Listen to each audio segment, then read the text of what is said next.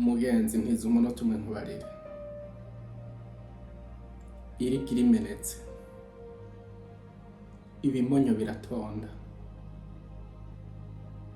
ariko rivuyemwo umuswi bica bigeramirwa. Si kubera ko ukuguru kwawe gucitse uca uhitana ukwa mugenzi wawe, niwige nyabuna kukuvura, ugire kuko iwawe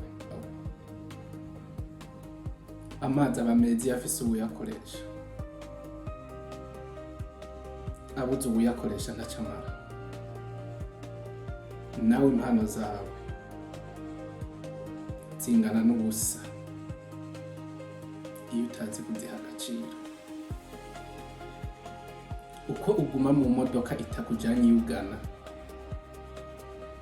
niko itike yo gusubira inyuma izokuzimba.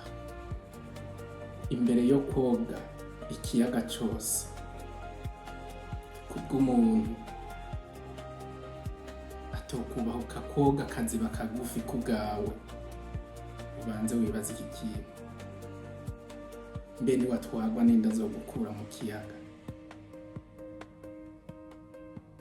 Abantu barakwipfuriza ivyiza vyose bibaho, umaze kubironka bakabikwankira. Gira ubwenge.